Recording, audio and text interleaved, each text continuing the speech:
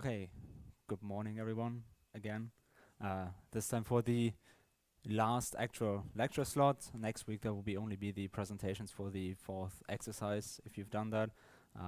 You don't need to show up if you didn't do the fourth exercise next week, but it would be nice for your fellow students if you would show up and then also see what your fellow students did and sort of like participate in that. Uh, First, last week the announcement for that it was cancelled was sent around a bit late with the TUM Online, but I hope not too many of you wasted too much time trying to get here, because I think on Moodle we sent it around a bit earlier. Um, that being said, what we'll be covering today is sort of like the condensed version of what would have been talked about last week and what was the actual topic for this week.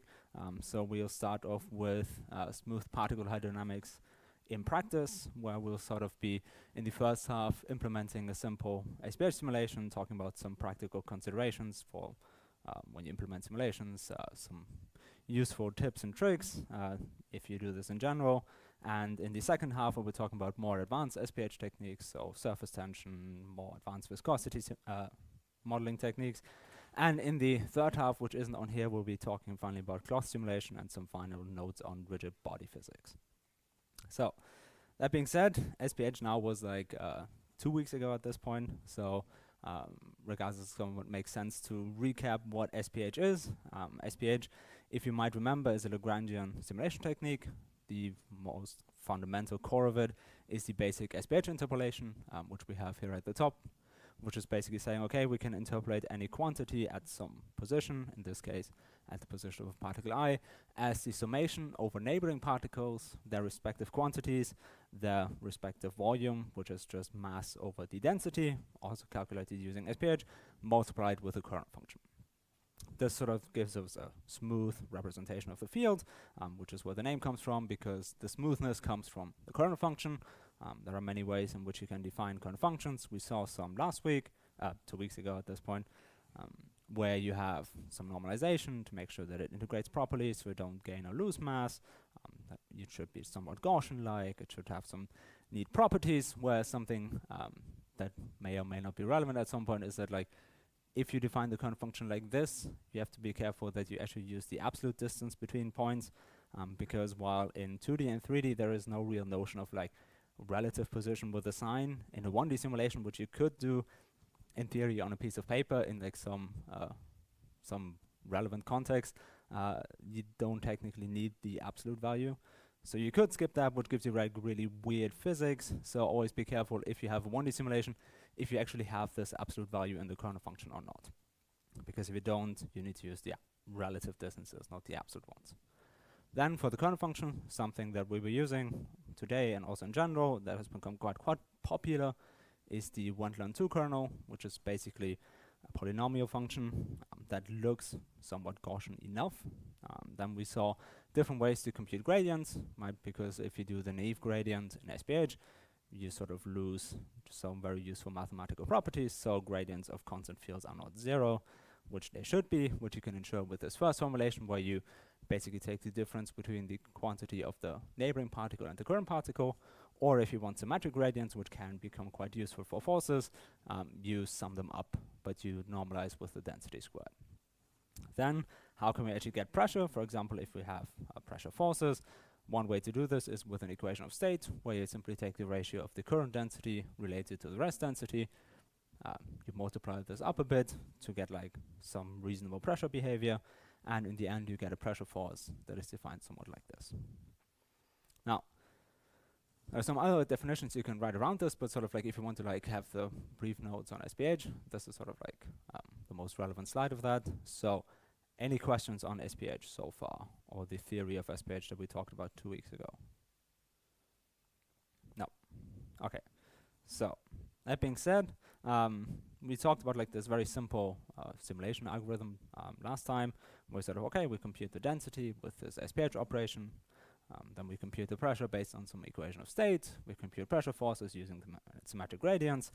We apply some time integration. Very popular in SPH is a semi-implicit Euler step, but you can also use explicit Euler, which is way less stable.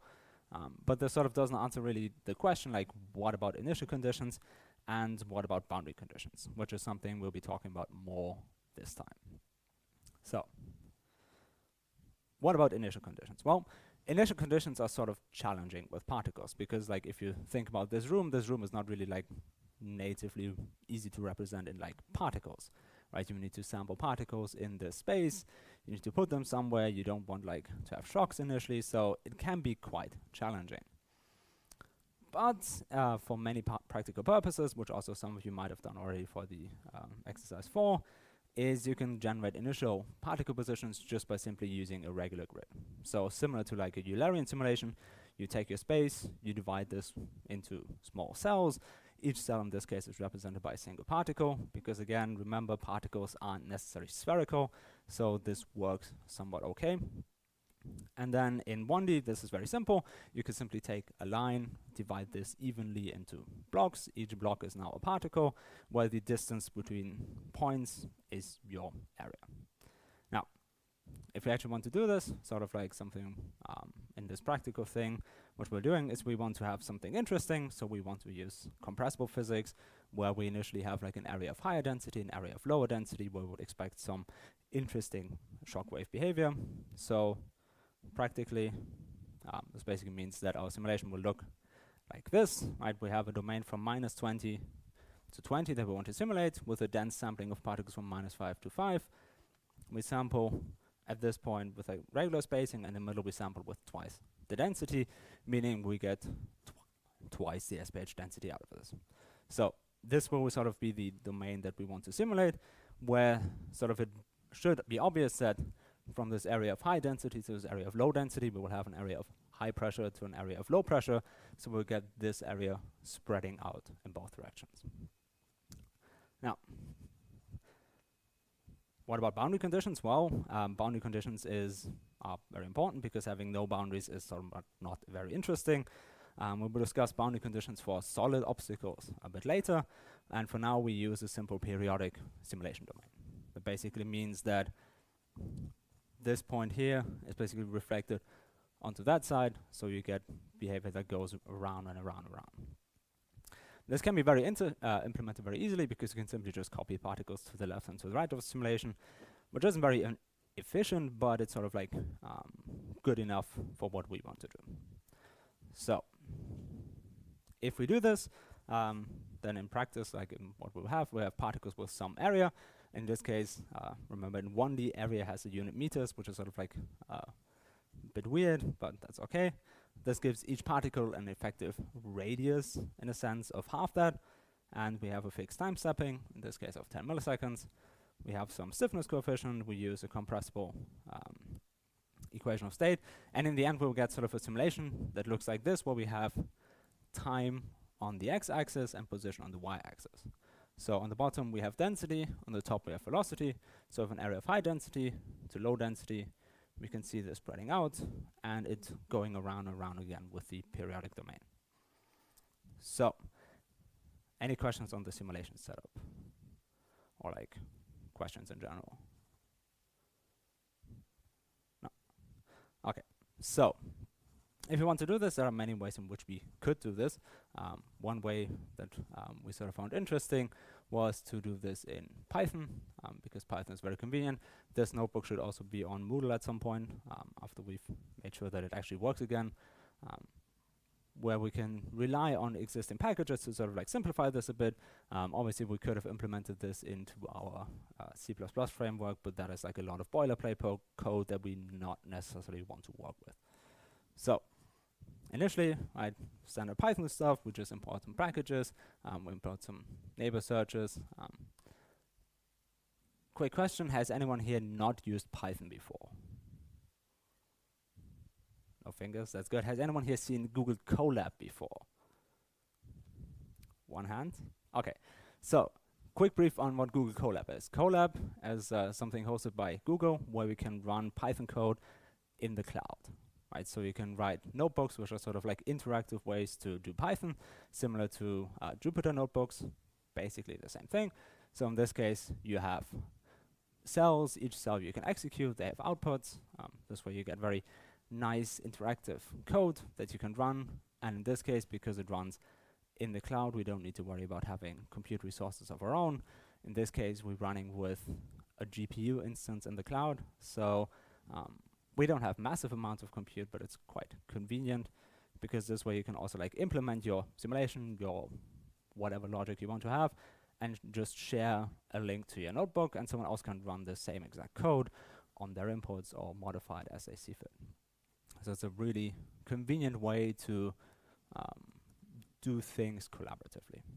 So if we want to do this, right now we need to install some packages. We need to do some more imports, like the classic Python nonsense. What we do here is we use, for now, just standard NumPy. We define our initial conditions. So we have our particle area, we have particle radius, right, our fluid properties, our domain properties. Then we define some helper functions. So we have our kernel function, and we have some plotting function. And then if we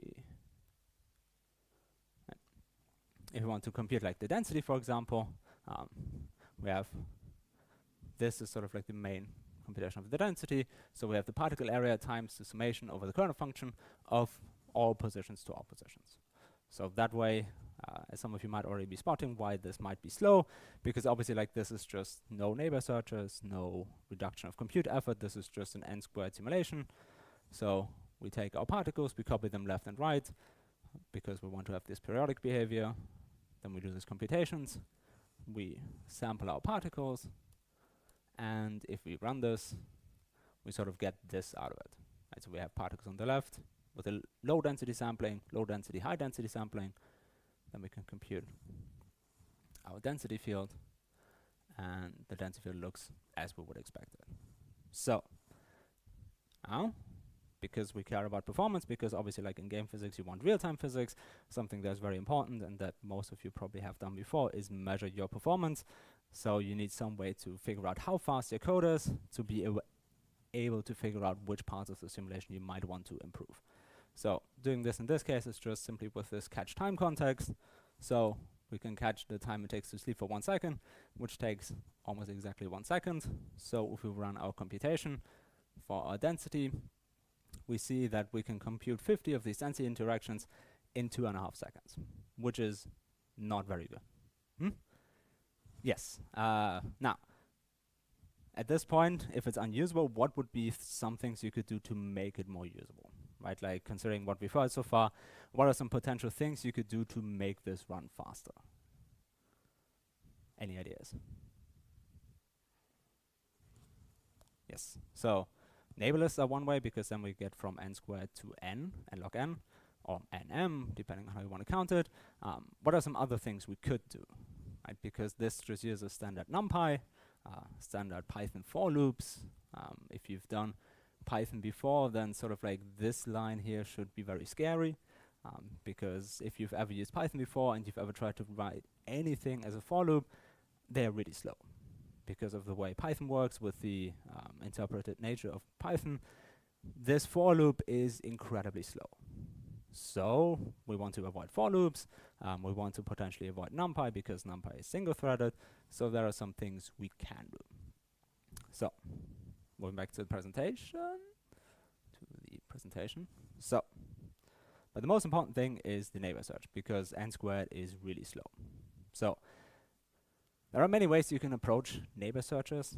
The way we'll be doing it is because some of you might have heard this small field of neural networks where you have graph networks, where you can sort of think, oh yeah, you have particles. Each particle interaction is sort of an edge on a graph. Each particle is a node in a graph.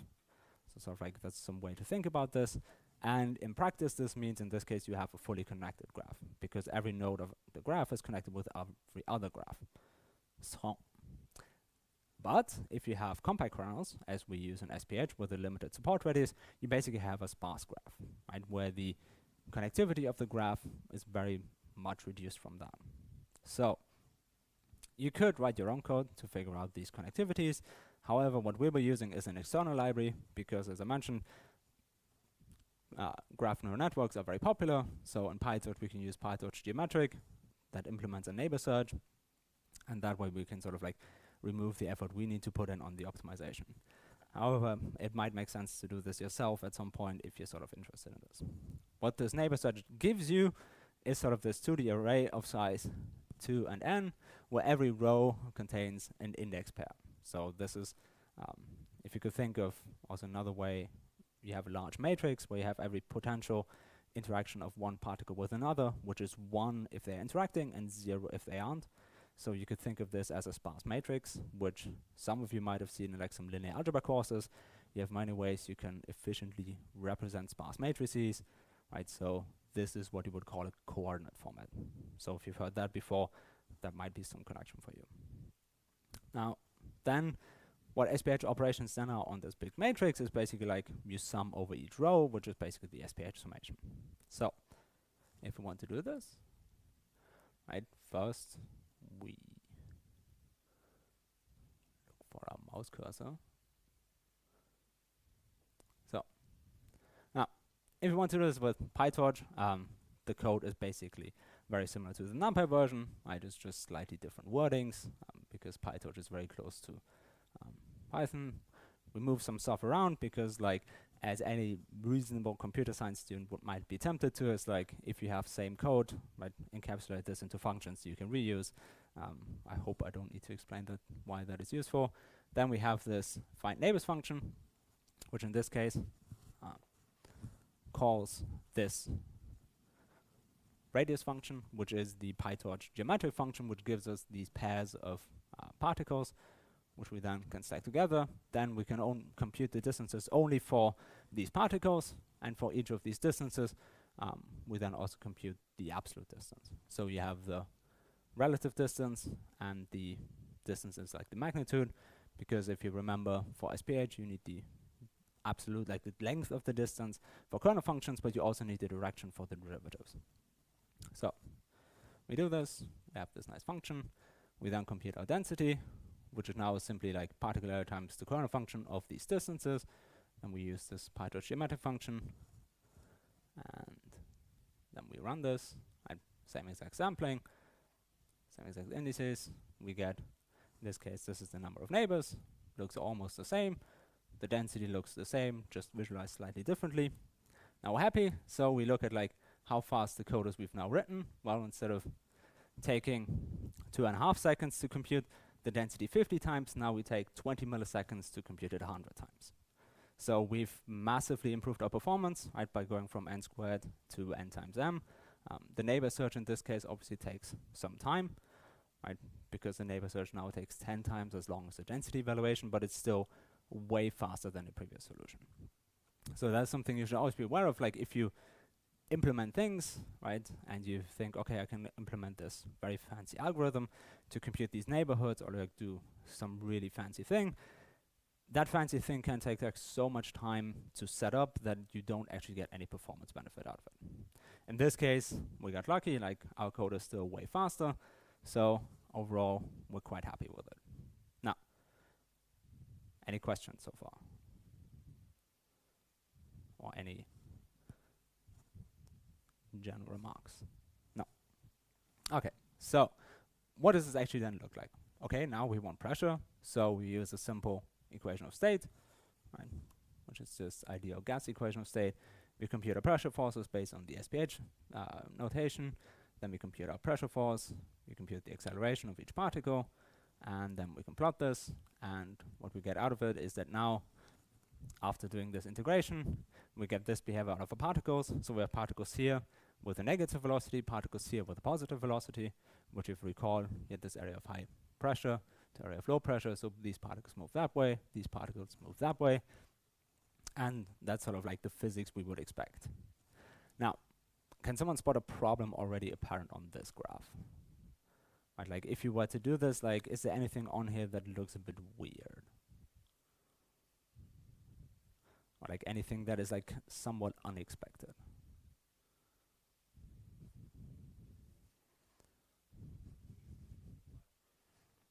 Yes, so these two hooks are sort of a problem because they're sort of like moving particles in the wrong direction in a way, because the particles are now moving in towards the left, even though that's the area of higher density.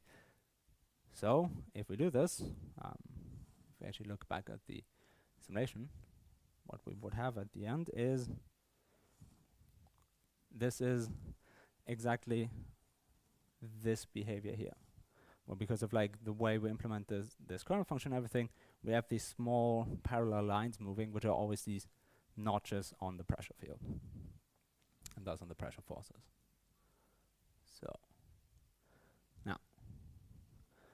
now we do some stuff to ensure the boundary conditions. So we simply shuffle particles around, and we have our SPH simulation algorithm, which is basically the same thing we've discussed before.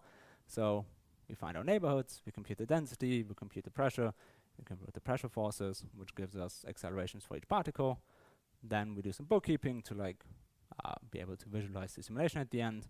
Then we use a simple explicit and semi-implicit Euler integration to update the fluid velocities and positions.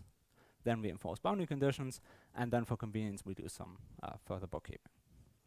So this is a relatively straightforward simulation algorithm. We saw it run 500 time steps at roughly 230 iterations per second, so the performance is somewhat reasonable. So if we plot this, we can plot this at any point in time. But if you sort of look at this, it's like, okay, initially we have this really nice density field with like high density and low density, right, and no velocity initially, and then after our simulation is done, after 5 seconds, we have this density field and this velocity field, but both of them are very noisy, right?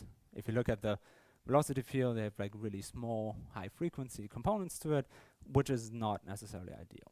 The way you would see this in simulations, you see like jittery behavior. It's not very stable, right? It's very sensitive to initial conditions, which is not great.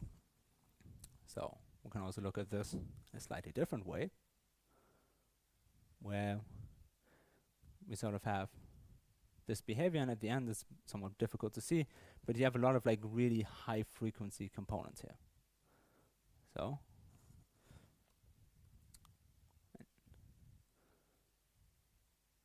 wait for this. So if we let this run for longer,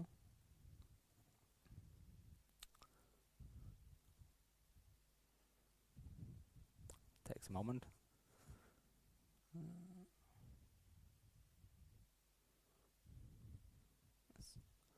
So now we let it run for 2,000 time steps instead of 500 time steps. So if we look at it again, hopefully this works. We get this behavior where if you look at like initially, everything sort of looks okay. We still have these stripes in our simulation because of like these notches in our kernel function. But then after some point, especially like longer time, you can sort of see these streaks here, right? Where you sort of have a particle that's basically like, it was working okay, but suddenly like this particle is just like shooting straight through there, which is sort of like not something you would want to have, because particles in general shouldn't move through each other. And this particle, you can see this one particle fly off, this other particle fly off, and they just keep moving, and there's nothing ever stopping them.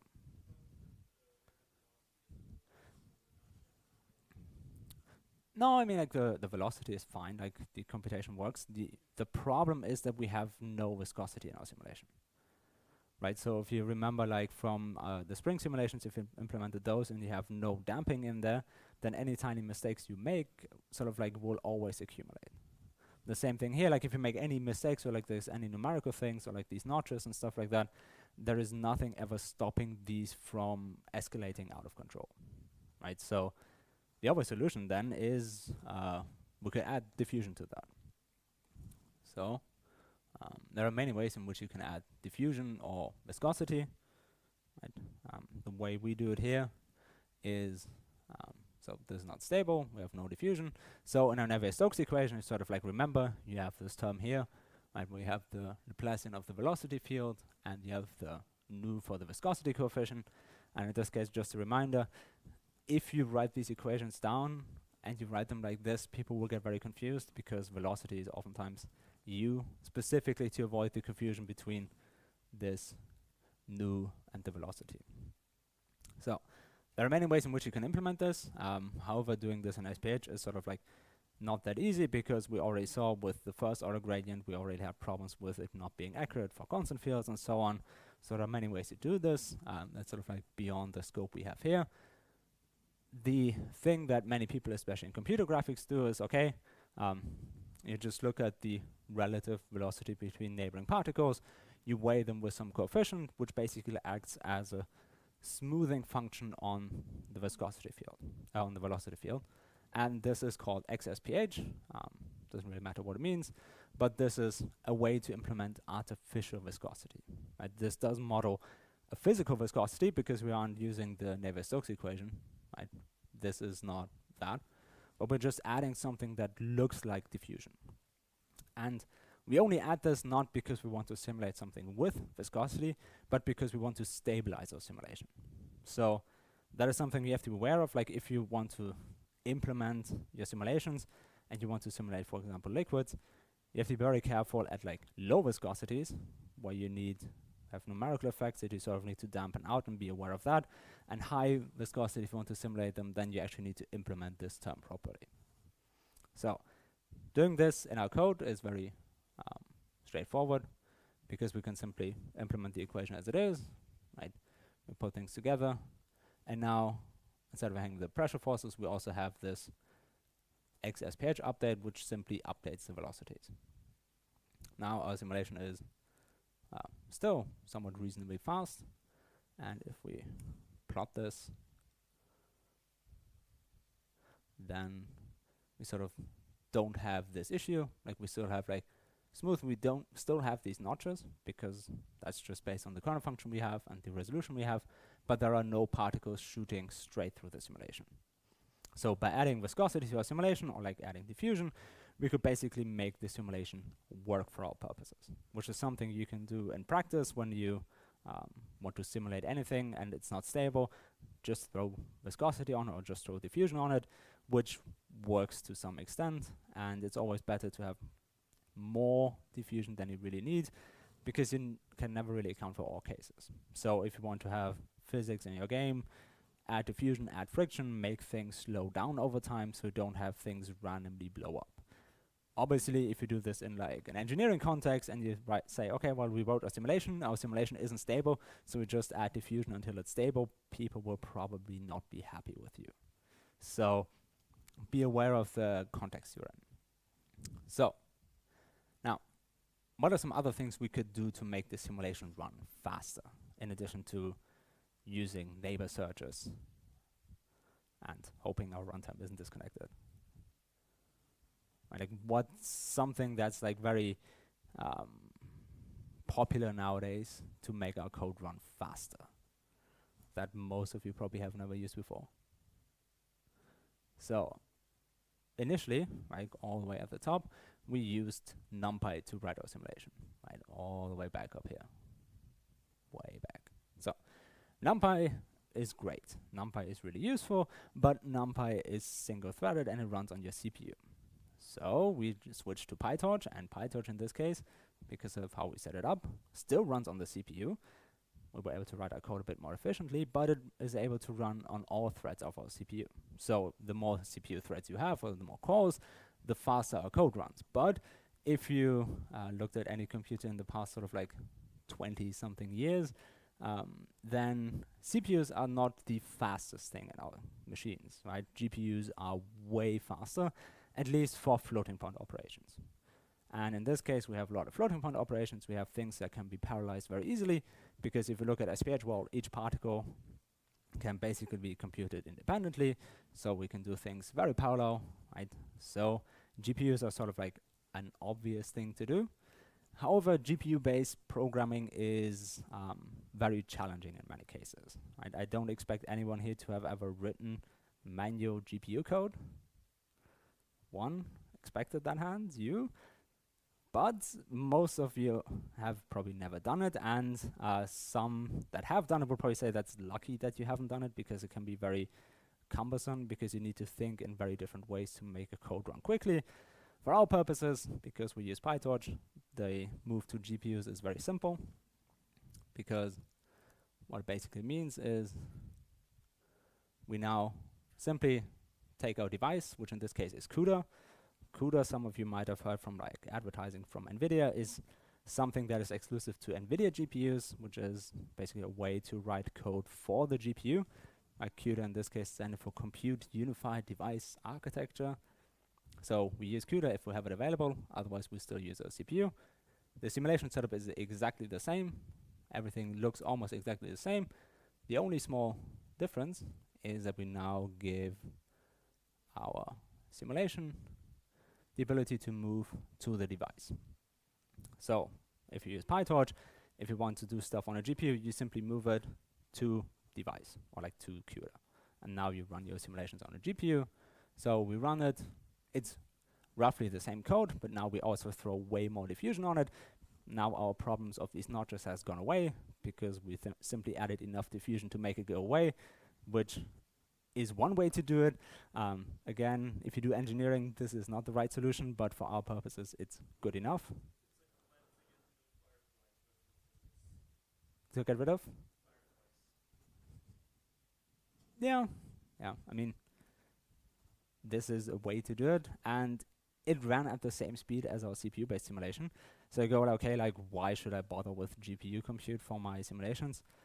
That's something you have to decide for yourself if you want to do game physics, because writing code for GPUs is way more work. We need way more specialized people to program this code. It can run way faster, but it's only really useful when you have lots of data. In this case, we have 800 particles, so the effort of just launching stuff on the GPU and shuffling things around between CPU and GPU is going to significantly outweigh the potential savings. If some of you will ever take like parallel compute courses, you might hear this called Amdahl's law, which is basically the idea. The maximum speed up is based on like how much stuff you can parallelize. Basically means if you have something in your game or something that runs on a single thread, that will dominate the performance of the simulation, because if you make everything else run on infinitely many cores at the same time, get their compute to zero, this single thing that takes some time on a single thread is still your limitation.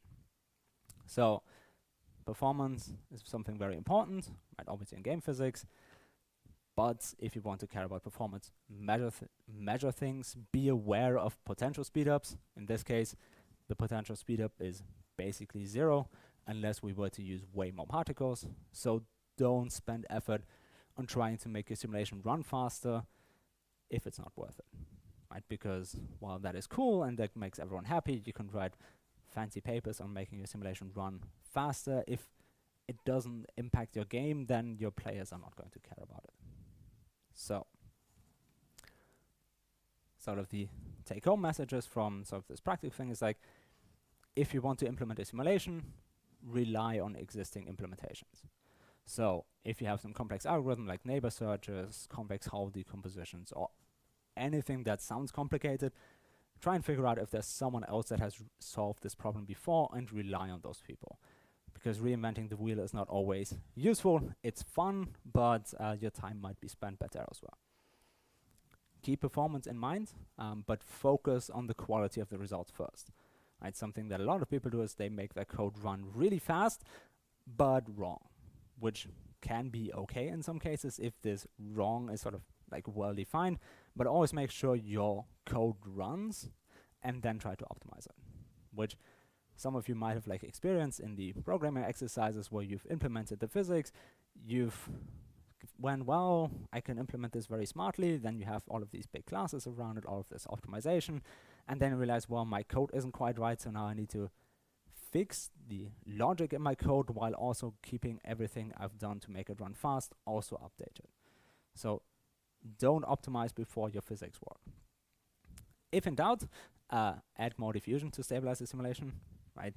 In this case, we can add so much diffusion that like the dynamics completely vanish away, which is something you can do, probably not to this extent, but if in doubt, add more diffusion. If your simulation isn't stable, use smaller time steps. Smaller in this case is sort of relative, because it depends on how large your system is. So some people, if you implement SPH, you might need like time steps on the order of like microseconds or milliseconds. In other cases, because you have massive regions, then larger time steps are better. So think about the simulation before you implement it. Right? Be aware of the components you need. Be aware of like potential things you need to do to make it stable. So think about what you want to do, what sort of potential integration schemes you could use, right? If you want to use explicit Euler or an implicit scheme, what that means for your physics. Work through that in your mind, right? Figure out like what your physics are and then implement them. Because otherwise you can run into a lot of like unfortunate bugs and problems. That being said, any questions on this part so far? Or like on these things, or any general remarks you've had like when you implemented your own simulations, sort of like some things you've learned when you implemented your simulations that sort of like fit this idea of useful guidelines.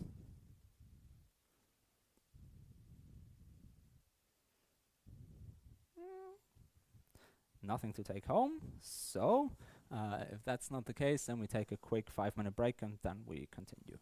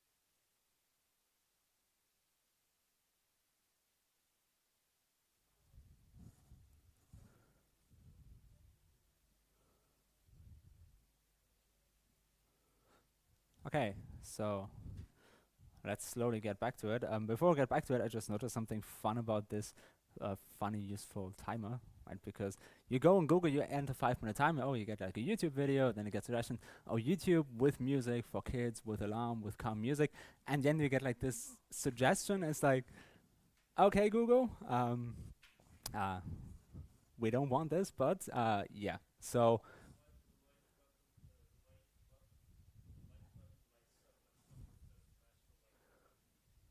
yeah, so if we say smash the bomb, it doesn't write off start. So be careful with AI. Same applies to like physics, which was sort of like people do more and more where people use AI to do physics, which can work well in many cases, but in some cases it can give you very odd results where suddenly the simulation decides it wants to be a bomb apparently. So now getting back to it, sort of again, sort of in the last part we talked about this practical implementation. We did some things. We saw, okay, if in doubt, add more diffusion. Usually works out, right? Smaller time steps usually help, and think about things before you do them. So now, in this next part, we'll sort of be talking about more advanced simulation techniques. An important caveat, like while it is useful to like be aware of these things or like know what things mean, you don't need to fully understand the underlying mathematical models, algorithms. No one is going to ask you in the exam, oh yeah, please implement an implicit viscosity model. That is way too convoluted to do on practice, but you should still be somewhat aware of what things can do. So now, before I get into this, sort of like, what are some things you can think of that have so far been missing, right? So far, we've talked about this SPH in theory. We had this compressible simulation. We had this weakly compressible thing. Like, what are some things you can think of that we haven't discussed at all that might be useful in practice?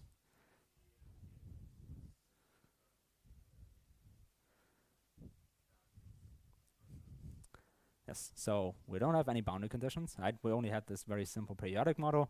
We haven't talked about solid boundaries. We also haven't talked about free surfaces, right? Because what about air, right? How can we do this? Anything else we are missing?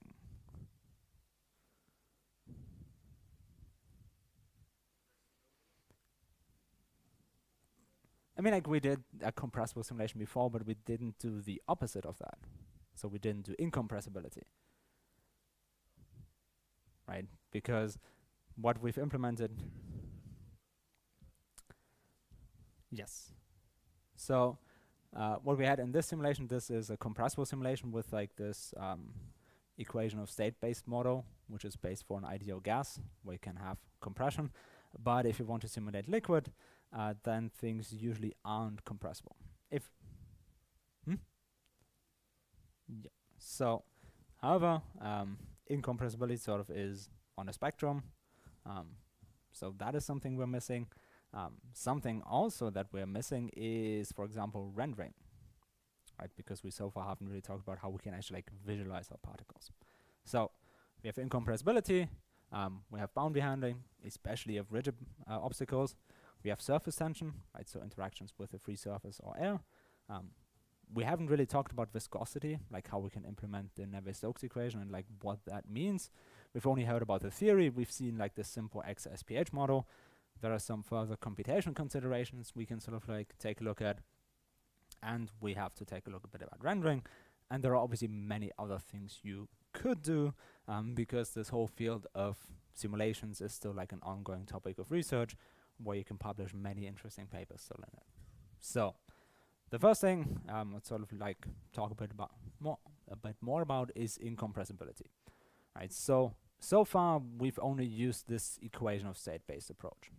So for the practical thing, we had this equation of state for compressible fluids, and then you can have this equation of state for weakly compressible fluids, which we saw last time, where you have up here you just take the relative density, so current density minus rest density, you just multiply this with a stiffness coefficient, usually around like 1.3 or something, which gives you like something that is very compressible. On the bottom, there's something we saw last time. You have the ratio now just as like a quotient, which you take to the power of gamma, and then you multiply this with kappa on top. So gamma in this case, usually chosen as like IN0037, right, because that's what people use, where you have way more pressure for very small deviations in density, which creates more pressure, which creates less compression overall. But that's sort of like not great, because both of these are just approximations, right? They don't enforce incompressibility, and the way you would do this in practice is you compute a pressure, right?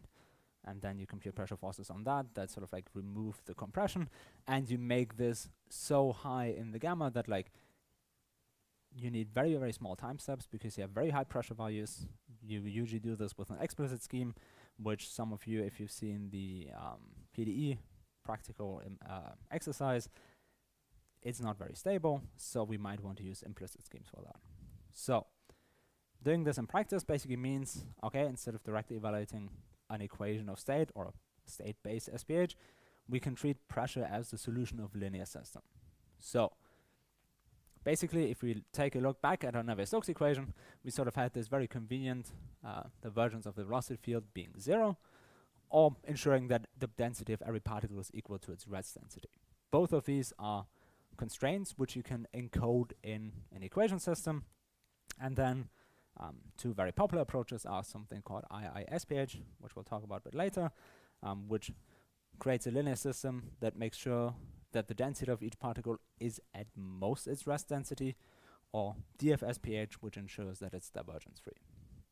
So the way you do this in practice, okay, you take these conditions, you take your SPH operations, you build large equation systems, you spend many hours deriving them, and in the end you get this linear system, which you can then solve, and then you get incompressibility out of it.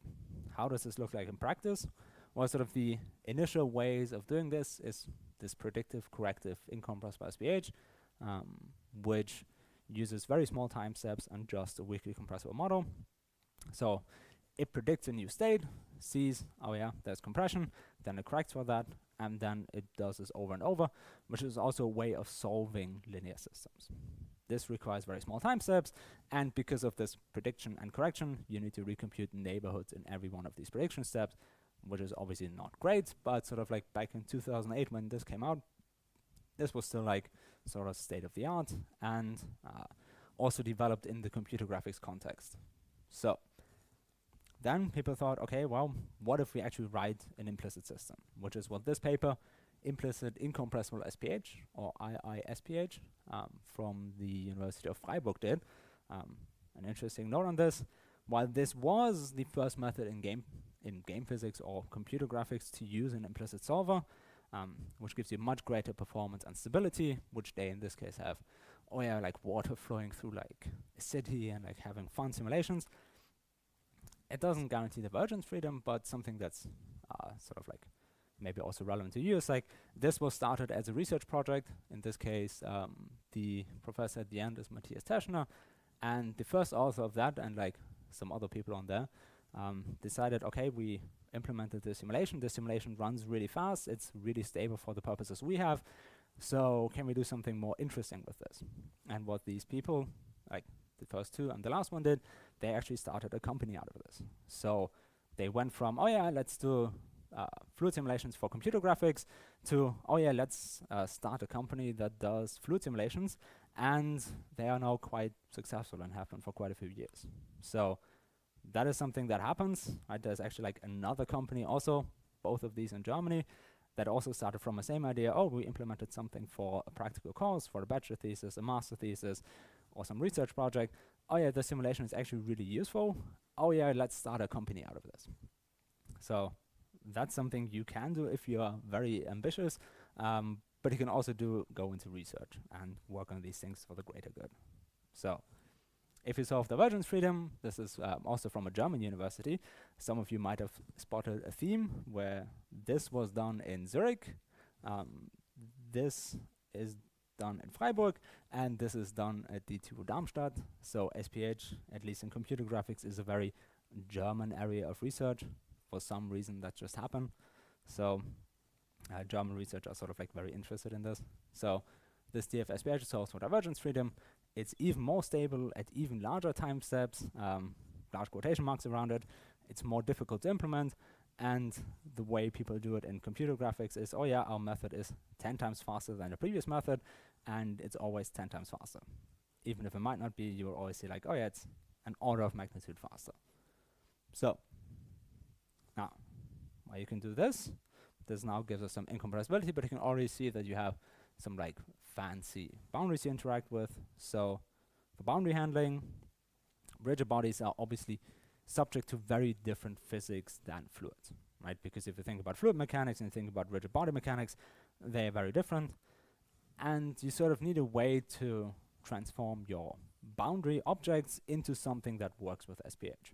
So if you think about like this container filled with a liquid, the liquid sort of makes sense to think of it as particles. You discretize it somewhat, but you also need to discretize the container or like everything around it into a compatible representation. So there are many ways you can do this. A common approach is direct forcing, which some of you might have done if you did SPH in practice. Well, the idea is particle goes into boundary, I simply project it back out. So it's very similar to like collision handling. It works okay, but it's not really physically accurate. Another way to do it is to take our rigid bodies and sample them with particles. So we take our rigid object, described for example as a triangle mesh, we turn this into particles, and then we can have fluid particles interacting with boundary particles in sort of like a very native SPH way. Another way to do it is we keep our boundaries as like meshes. We solve them in some analytic way or some semi-analytic approaches to sort of like get approximations of the solution. There is no approach of these that is universally better than others, so you always need to be aware of like what you want to do with your physics. So if you just want something to work, like some very simple physics, then direct forcing is probably what you should do. If you want a very convenient and like very holistic approach to SPH simulations, then you should probably sample rigid bodies with particles. If you care about numerical accuracy, then these analytic solutions are way more practical, but they're also way more difficult. So how does this look like for particles? So in this case, again, from University of Freiburg, where we have this person sampled with particles, right? So instead of having an arm represented as a mesh, you sample them with particles, right? Which is a very difficult process. It requires some special treatment in the SPH equations. And for irregular objects, this can be very difficult, but it works pretty well, right? And in this case, because everything is a particle, you can use the same data structures for your particles and for your rigid bodies, which is very convenient. So in this case, you have this bridge collapsing, right? You have this boat going through there with people in the boat. Computer graphics people love their fancy simulations. So that's one way to do it. And then people thought, okay, now I have my rigid bodies already represented as particles. What if I am a bit ambitious?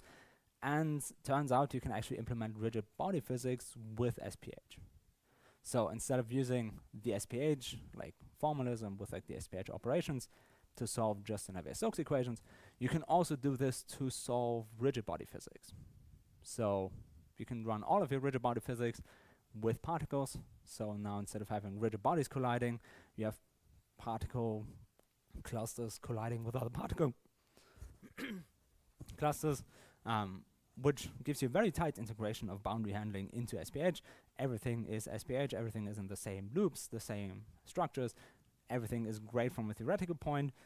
I don't think people really use this because people really like their existing rigid body physics engines, but this is something you can do because SPH is not just for fluid mechanics. You can solve any PDE you want with that, including rigid body physics.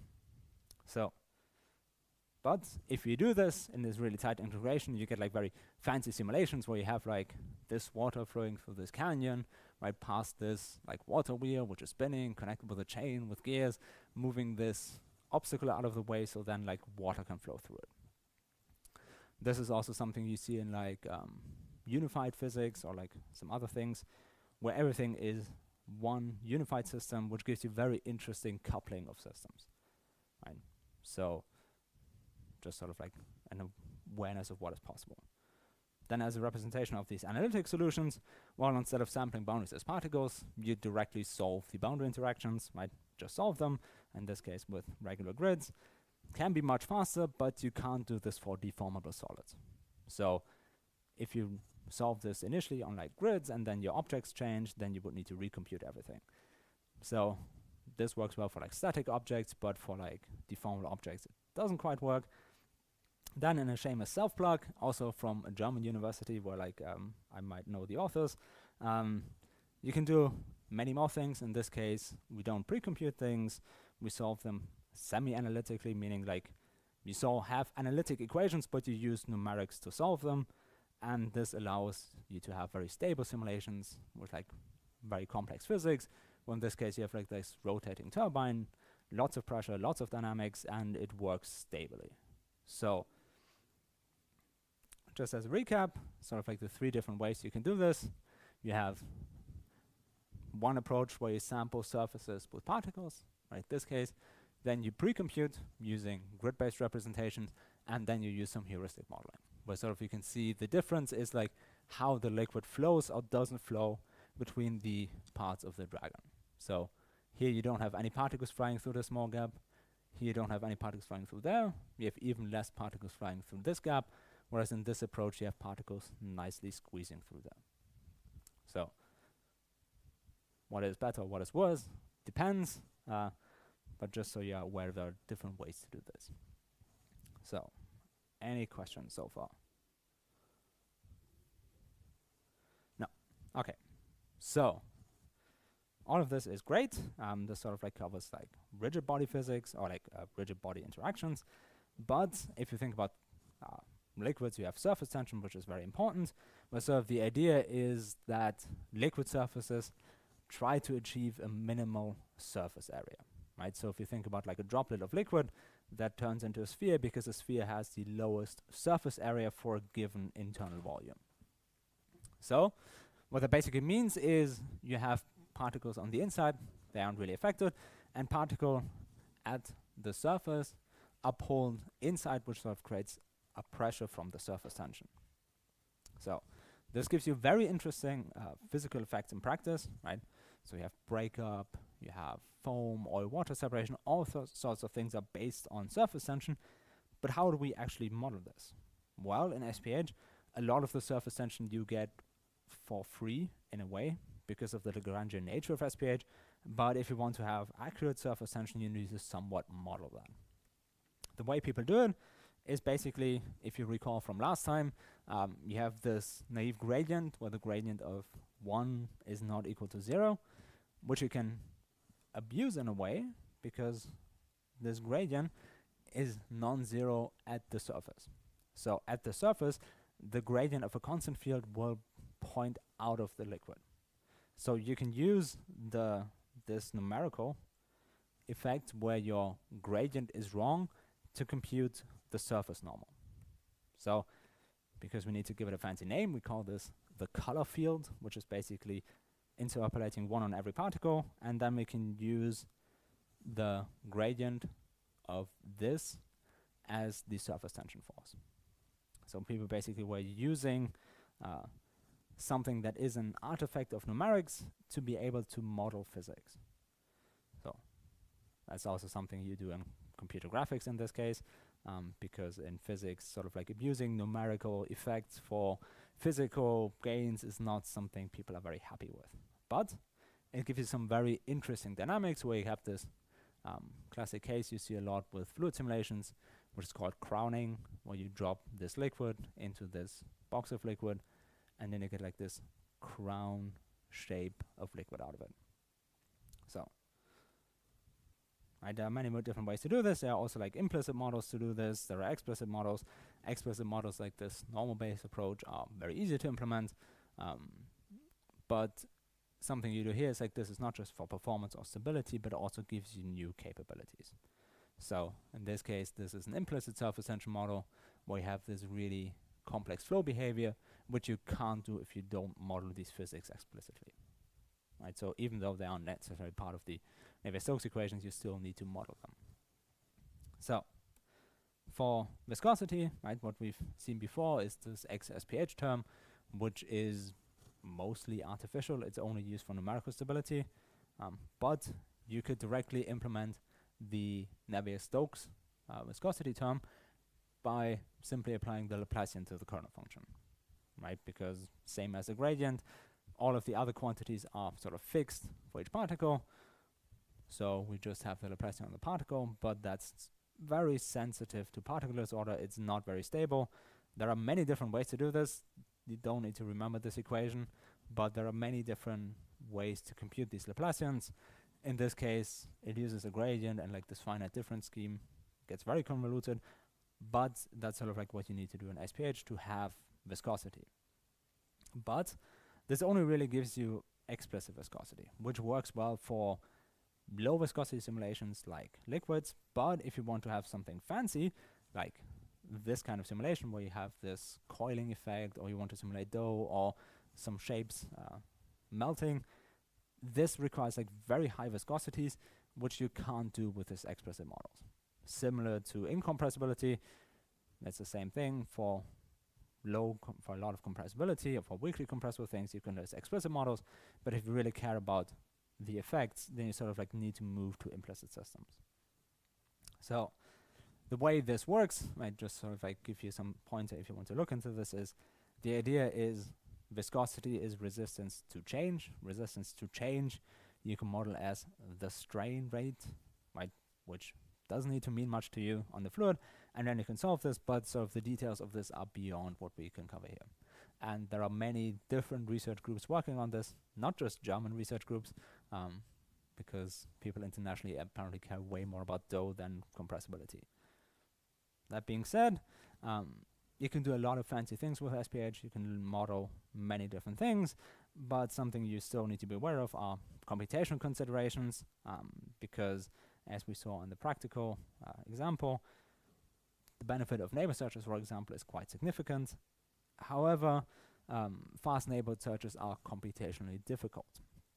Now, if you think back a few lectures to collision detection, it's basically the same problem, right? Instead of having rigid objects colliding with other rigid objects, you want to know, okay, I have a point with like the spherical influence radius bounded.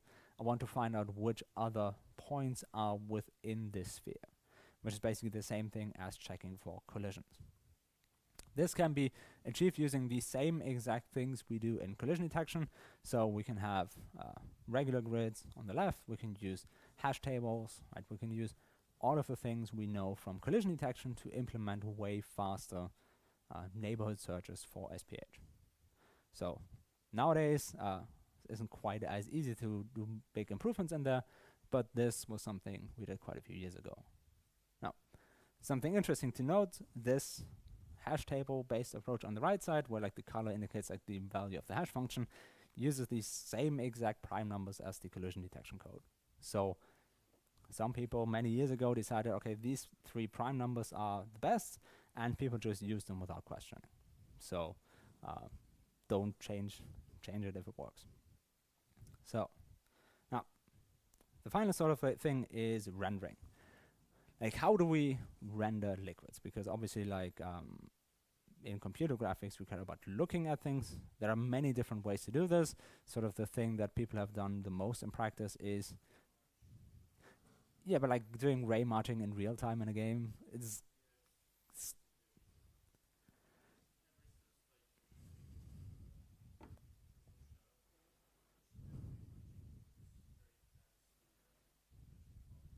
yes.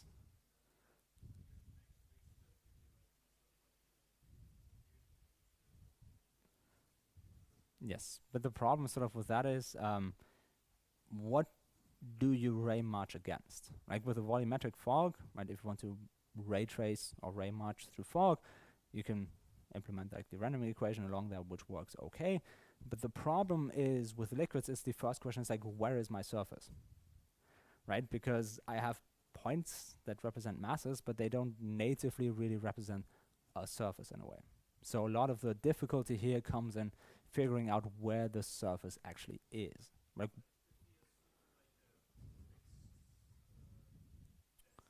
yes.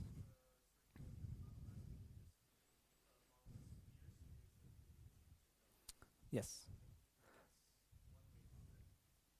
Yes. So that is something that people do. That's also called metaball rendering, not to be confused with meatball rendering, which is a very common typo in practice, which I've also accidentally done in a paper where instead of metaball, it autocorrects to meatball, and then a reviewer goes like, that's not right, and then you feel really bad. So be careful with metaball rendering. So the idea is you render particles as spheres, but spheres are bumpy, which is a bit difficult to see on here. So you smooth them out, which is a very fast approach, and you can do very interesting things in screen space. It's visually not maybe the most interesting thing, but this paper by Vladimir Vanderlaan is very popular, at least in computer graphics, and it's still used somewhat. If you look at it a bit more closely, something you have these particles as spheres, but spheres are sort of like not great, right? Because spheres are very bumpy, and you want to have these spheres sort of like conform to the surface. So what people do is they instead use ellipsoids, right, where you stretch each particle to match the surface. So on a flat surface, you have very flat, very wide particles, whereas in corners, you have more spherical particles. Then you apply more smoothing on top of it, and in the end, you get a much smoother representation out of it. So, because particles are not spheres, you can treat them as whatever you want. In this case, you base the shape based on covariance. Same thing as we had before with the inertia and like a lot of other things. You compute the PCA of the covariance, and that gives you the shape. It's the same thing everywhere. You can use way more fancy things, right? Especially like if you want to have really nice renderings, but that is sort of like slightly beyond what we can do, but that is much more relevant to offline rendering, where you can spend a lot of time to get a surface as a mesh out of your fluid, and then you render this with normal ray tracing. So this requires like an explicit surface extraction, which some of you might have seen before as like marching cubes or like marching tetrahedra if you want to avoid patterns. And the fluid in this case could also be the isosurface of the density. So there are many different ways to do this. It sort of all depends on like how much time you have, and also like how much compute you expect people running your code to have. So something like this you can run in real time on basically a potato, right? This is very cheap. It doesn't look great, but it will run on everything. However, if you want to do something like this in real time, you might technically be able to do this, but now your rendering, your physics are constrained to basically like 2 people, because those 2 people have multiple GPUs in their system. But you have to be aware of like what you can get away with compute demand wise. Now, being said, SPH and fluid mechanics are very broad topics. They can do a lot of things. Many things are still open topics and topics of ongoing research. So if you're interested in fluid mechanics, there's still like many things you can do. One thing that a lot of people are still struggling with is spatial adaptivity, basically meaning you have different resolutions in different areas of the simulation. So the idea is you spend your compute where you need it. In this case, because we care about the surfaces, we have a higher resolution at the surface, but that is very difficult to do. Implementing rigid body mechanics, especially if you have two-way coupling or like deformable objects, where like we have this very popular Stanford bunny being hit by an object. All of this is being done with particles, and they are deforming, they are implementing collisions. But this is still like something that is like an ongoing topic. Then something that people are trying to do more and more is data-driven simulations, or using neural networks or AI to run our physics. But that is still like not very practical, because as we saw before, if your search results give you some weird answers, that's okay. But if your physics sort of like fall apart because your network does something odd, then people aren't very happy with it. Then also, with something that is very important, especially for engineering, is turbulence modeling, right? Where you have in this case this spinning rotor in this liquid moving around. There's lots of like dynamics, like lots of splashing around. Where the idea in most computer graphics approaches as well, we just add energy to our simulation. So what people do is they look at this and go, okay, there should be more turbulence, so just throw more energy into the system, which if you've ever had a physics course, you probably are very confused right now, because why would you throw more energy in it? Because that obviously violates energy conservation. People in computer graphics are a bit more free with their interpretation of energy conservation. So throwing energy into things to make things look more fancy is something people do a lot, right? So people will write a paper with all of this fancy mathematical derivations. They're like, okay, now we have the scaling factor. If we set this factor to 1, it's exactly energy conserving, so we set it to 2 to increase the energy in our system, because that makes things look more interesting. don't do that in CFD, but in computer graphics, that's totally fine. Now, in addition to SPH, right, there are many other formulations. In this case, you can do position-based dynamics, or PBD, which is a paper that was written by NVIDIA quite some years ago, which actually works in real time. It's very stable. It's very insensitive to nonsense you do to it, which is also something you need in a lot of simulations, because players do nonsense, right? Artists do nonsense. So if you have a simulation that is capable of handling nonsense, then that's something that's very useful. So there are many other things, right? Instead of just having purely Eulerian or Lagrangian representations, you can have hybrid models, where sort of like the most popular thing is FLIP, which has been derived again and again, and like improved on into the material point method, or MPM, where sort of you have the same simulation algorithm for basically any kind of physics you can throw at it. So you have smoke, you have deformable objects, you have objects melting, you have stirring, you have cutting of cheese, all of it done in the same physical framework. This is not super physically accurate, but because it can simulate so many effects at the same time, it's something that people use a lot in practice.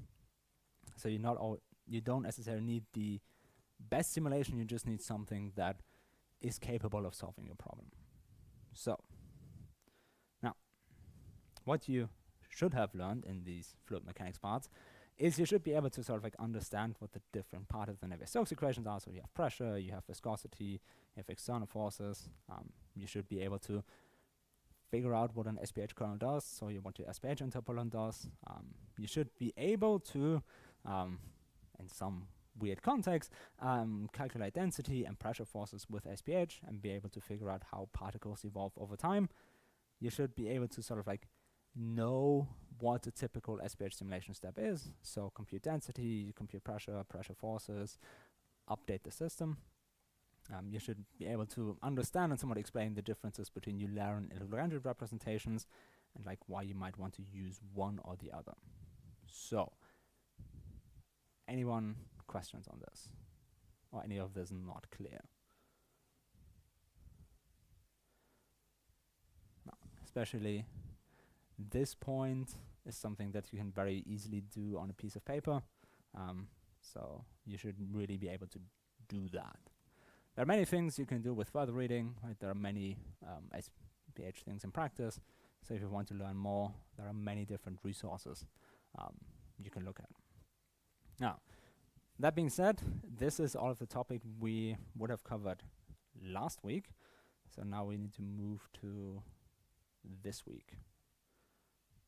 Because something that this lecture is, like the slide set, is called completing the picture. Because there are some things, especially in like rigid bodies, or like general collision detection and collision handling, right, representation of our system, that we haven't yet covered, that are sort of like useful to complete the picture of what we want to do.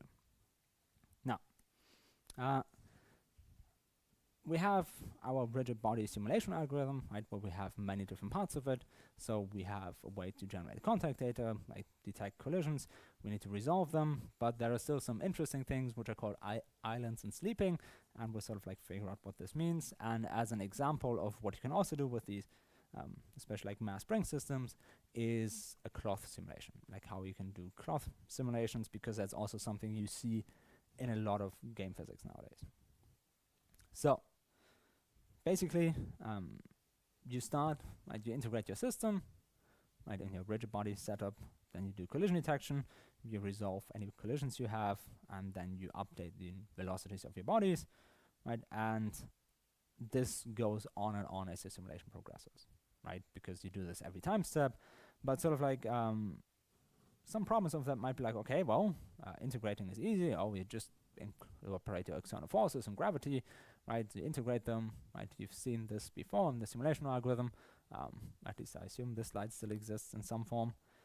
That's somewhat like, okay, right, computing collisions, right, we've seen this before, we update or recompute our acceleration data structures, so you've seen all of these KD trees, or org trees, or hash maps, or whatever you want, so you update those, then you might have like some secondary acceleration structures, you can do all sorts of fancy things that are pre-computed, And then once you do this, you have a list of currently colliding objects, right? So in this case, you have these two bodies, right? So your second step gives you this collision point, which sort of tells you everything you would need to resolve these collisions. So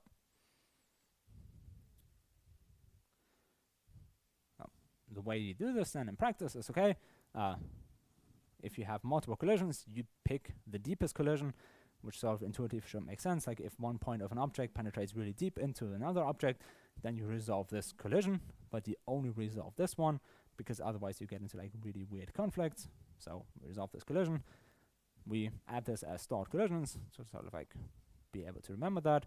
Then we do a next time step, we check if how these bodies are moving, right? If they've stopped moving, they're resting, right? If they're moving away, we delete this contact. Otherwise, we compute the deepest collision again, and we do this over and over again. So what this sort of means like in practice is sort of, if you look at this, you have this body inside of the surface, right? And then you resolve this one collision on the left side, but now the right side of the body is still inside of the surface, because you've resolved this collision by adding an impulse to the object, which pivots the object around. So now you still have this collision, and in fact this point is now deeper inside of the other object. So you do it again, resolve the right collision, and you do it again, and you do it again, and eventually the object will come to a rest. And this is something you might have seen depending on how you implemented your physics code in like this rigid body example, where you dropped an object on the floor and you sort of saw this object like pivot around, which is an effect of this. So basically what this means is, okay, we resolve our interpenetration, right? We get new velocities, and theoretically they depend on each other, right? Because by resolving the collisions, you might cause new collisions and so on. So you should solve this over and over again until you converge to some final state, but in practice you simply treat them independently and you assume things don't go too wrong. Because again, game physics are sort of a bit more lenient with errors, so it's fine to have some remaining issues. So basically, if we now do this, right, we look at all of our contact points, all of our interactions, we pick the one with the largest penetration, right, we update it, and then we do this over and over again, or should do it if we do accurate physics, but in practice, it's fine if you have physics that end like this, right?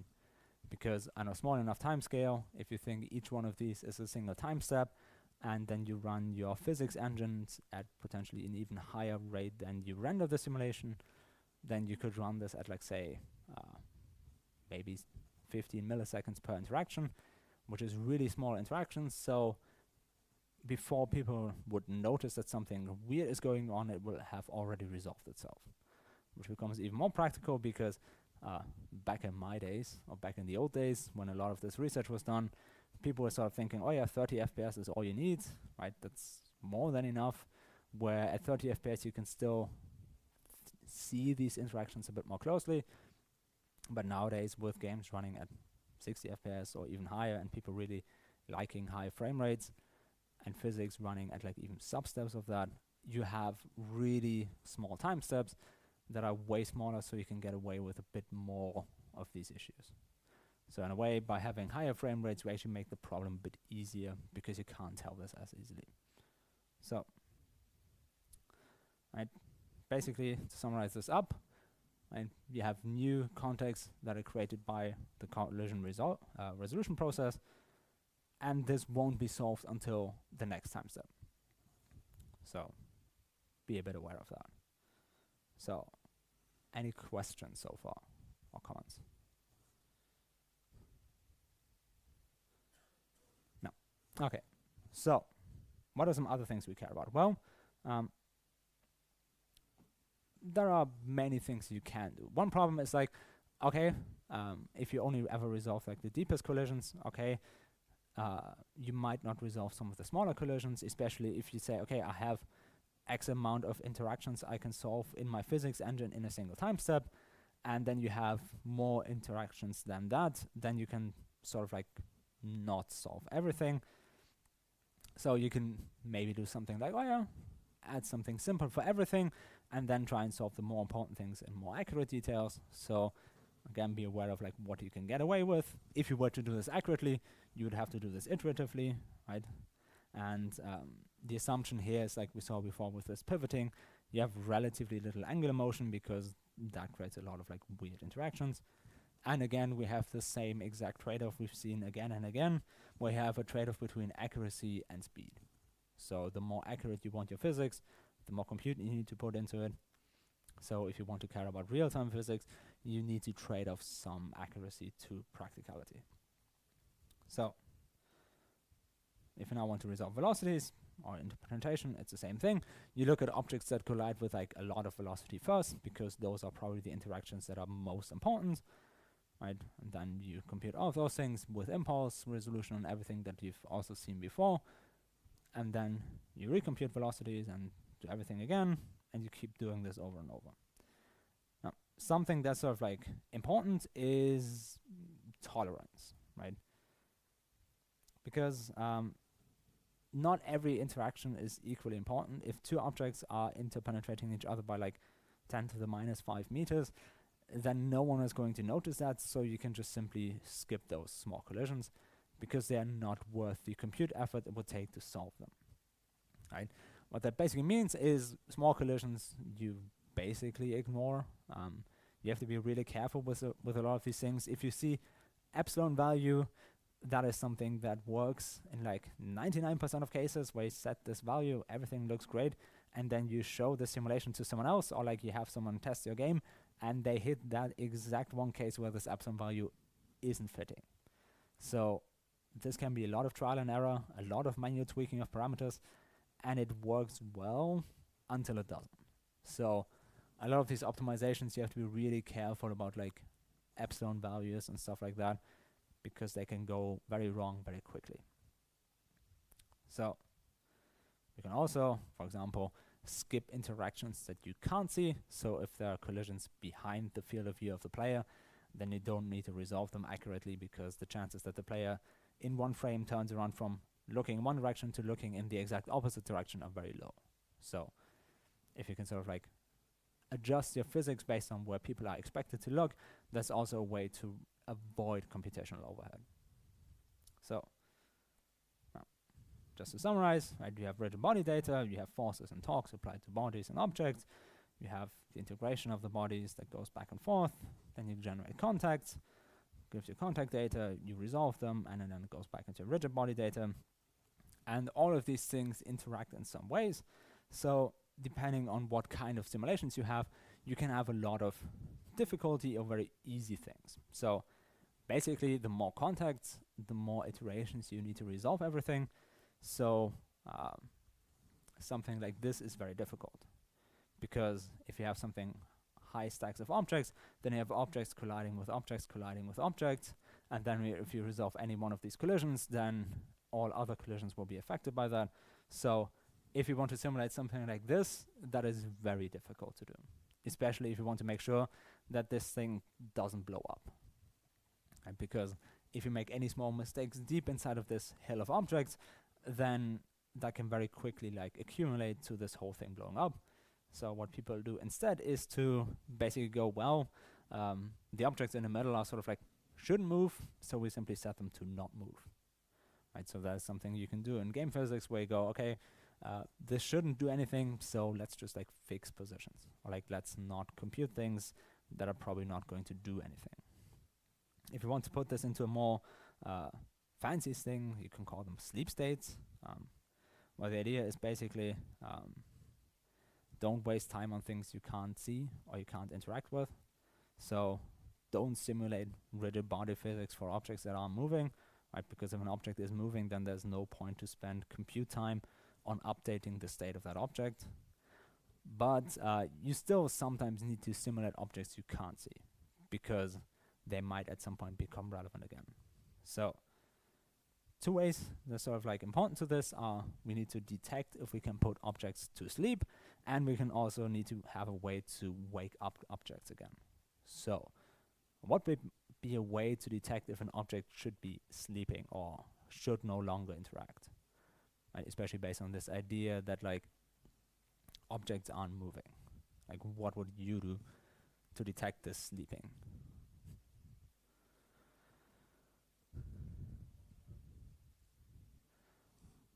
Yeah, that's one thing. What is a long while? Yes, exactly. That is one way to do it. What are some other ways you could do this?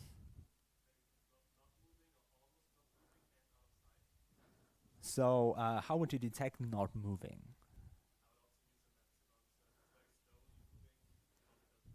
So you look at the velocity magnitude, right? So, linear velocity or also angular? Yes. That's sort of like the easiest way to put objects to sleep is to look at the energy of the body, which is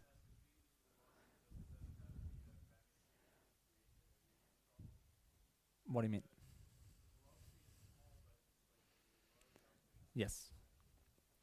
So that is something you can supplement with kinetic energy because like a very large object moving very slowly still has some significant kinetic energy. But the problem is sort of like if you use kinetic energy, then the threshold values become a bit cumbersome to compute because now like usually velocity magnitude is a bit easier to set the threshold values to because even if you have a very large object that is moving very slowly, then chances are it's not that important to the dynamics of the scene, unless of course you are in an exceptional case, right? So always be aware of like if you set these values, what are some like weird corner cases you can construct that don't work. But in practice, velocity magnitude is a bit easier to set because you could basically think of like if this object is moving less than like 1 pixel from one frame to another, then you can basically assume the object to be not moving. So, um, right now, something you also need to be aware of with a lot of these threshold values is if you just set the value to like an exact threshold, it can lead to very weird interactions. Because for example, if you look at a single frame, right, there's some random graph or something, where like you were to set your threshold based on like frame to frame values, that can give you very noisy behavior.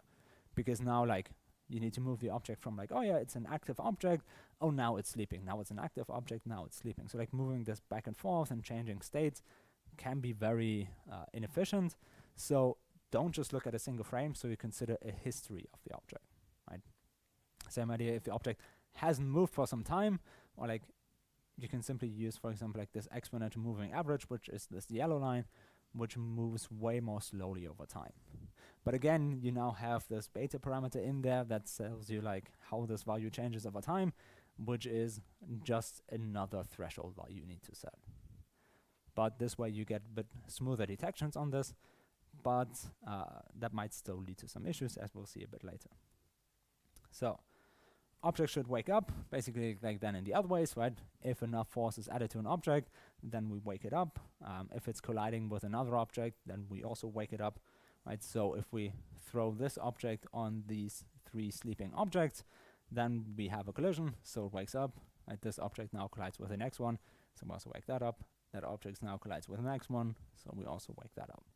So you can get this chain of interactions where like now you're waking more objects up again. So something else that you also need to be careful about with the thresholds is don't work with fixed values, and that's usually a bad idea. So you instead use something called hysteresis. The basic idea is instead of having something like this, right, where you have your energy, your threshold value, where an object is awake or sleeping, you have all of these transitions here. We have a single fixed value, whereas the alternative with a hysteresis is you need to have some more change. So if the object is awake, so it's in this region, then it uses this threshold value, but to transition back from sleeping to awake, it needs a much larger value, which avoids like these small changes where it just barely goes into this region and then out and in and out and so on. So hysteresis is something that is very useful. So if you have threshold values, these things can make things way more stable over time. So, but again, the hysteresis, like how wide you make this band, is yet another threshold value, or like yet another epsilon value, which you can tweak and tune as much as you want to. And again, you can still have cases where this goes wrong, so be aware of these values. Right. So, something else that is also important to a lot of things, but something that we haven't really talked about so far, is accuracy, right? Because computers work on finite precision, so we sort of like need to be aware of that.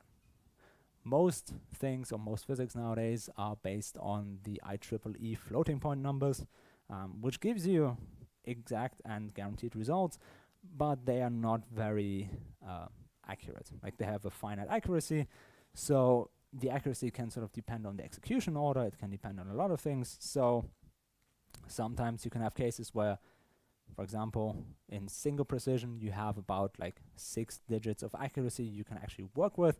So if you add like a really small value to a large value, there will be no change to the large value.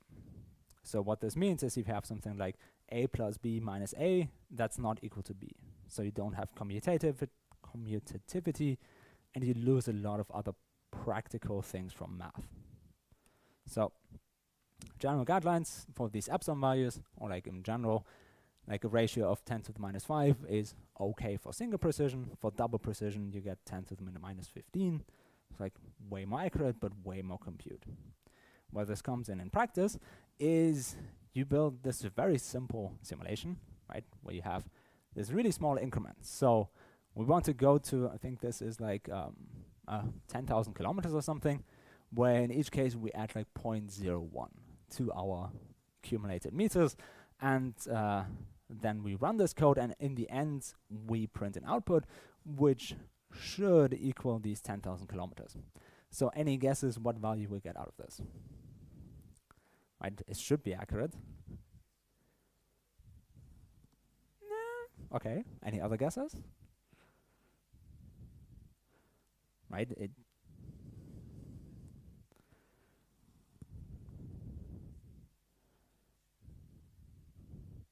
right, so that's a very important observation. It's like, if we go to some value, but at some point, the value, the difference between the current value and the added value is so small that there is no change anymore.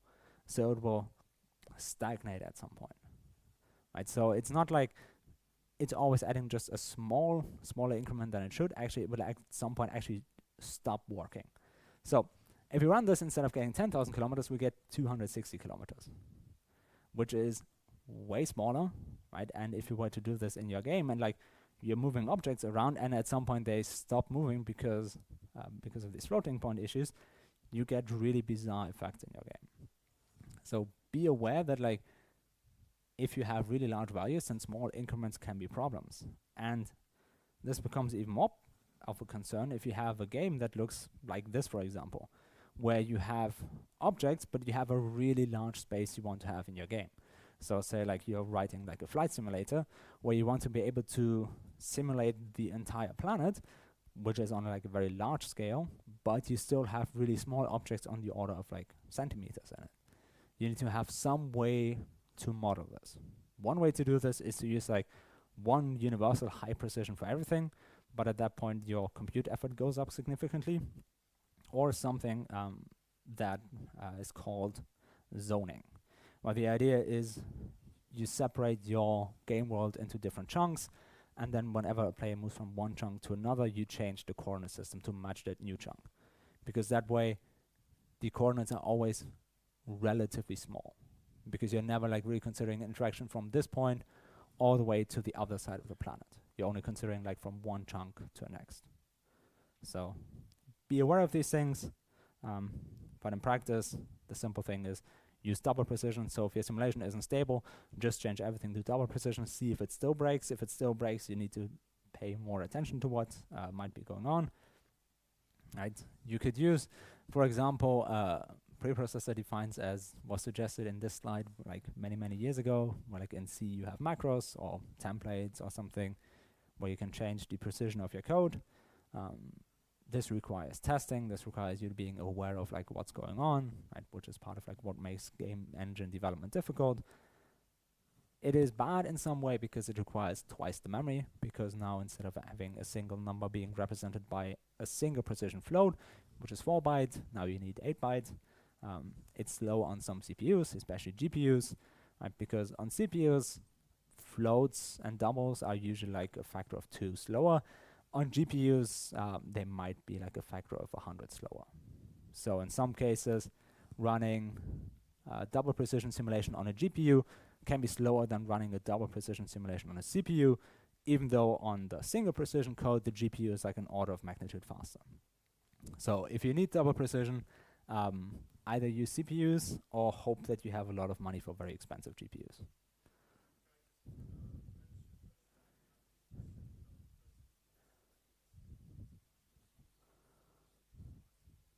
Yeah, I mean, like on a CPU, you have basically like, as you need like half the registers for single precision. So there is some performance gains, but on GPUs, it's not quite as easy. Yes. Yes. And also like something that also like is relevant in practice is like most things in practice, especially like in games and real-time physics, can be solved in single precision. So a lot of like the hardware manufacturers decided we don't need to add the hardware for double precision because it's not relevant to like 99% of cases. Yes. Yes. So it's good enough, so don't waste the die space on it. But some high-end data center GPUs have actual double precision hardware on it, but those are not things people will use for the games because they cost way too much money. So, or simply use small levels or zones, chunks, and so on. Like there's many different things, which you might do anyways for your game engine, because like if you were to imagine you want to simulate physics around the world, imagine now having to load every single object that's on like an entire planet at the same time, even though a player is never going to interact with them. That means you need way more memory consumption, because not only do you need all of these objects in memory for your physics, but you also need them in memory for your rendering, even though you can't see them. So you can really use a lot of the same algorithms and approaches for that. So now there are many different things you can do. You can do a lot of iterative things. You can do a lot of interesting physics, right? But you also always need to be aware of like what you can do. There are many different books you can read on this, but you don't need to read them for this exam. So don't worry too much about it. Now, the final thing that I'll be talking about after a quick break is cross simulation, because that's something that you see a lot, and we will be briefly talking about how that works. And finally, at the end, I'll also be giving you a bit more information on the exam next week, or I can do that now. So if you did the practical exercises, you had to do the first 3 exercises, and the 4th exercise is a practical, or like some free project, which you'll be presenting next week in this normal lecture slot. For that, you'll be taking your own laptop with your own code running on it, which you need to submit to us the day before. I think there should be an announcement on Moodle for that at some point. So you submit the code to us, then you run it here. So you connect to this beamer, you show off your demo, maybe have a slide to show what you did, or like run the code, have some interesting physics happening, talk a bit about like, oh yeah, we implemented these physics, and then everyone looks at it and goes like, oh, that's cool, right?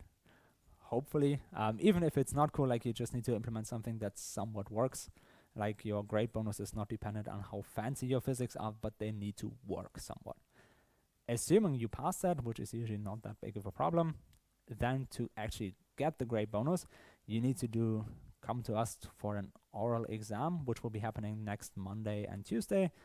This oral exam sounds very scary, but the idea is basically you sign up to it, then each one of your group will come to us individually, like it is a one-on-one exam, and you'll be asked some questions about some programming exercise you've did. So maybe you'll be asked, okay, so I want to represent a spring in my code, like what do I need to do to that? Like what kind of members do I need? Like, oh yeah, what's the difference between like this explicit and implicit integration? If you run this, or like, hey, can you run this code? Right, because we'll be giving you your own implementations. You can run them, and then we'll be asking questions about like, hey, what if you change this parameter, and then sort of like explain what happens. It's very straightforward. If you did any of the coding yourself, it's usually very easy to pass. It happens that people don't pass it, but that's usually because they didn't implement anything themselves. So it's very easy to do if you've done the programming, so don't worry too much about it. So if you've passed all of that, you get a 0.3 grade bonus, which is enough, yes?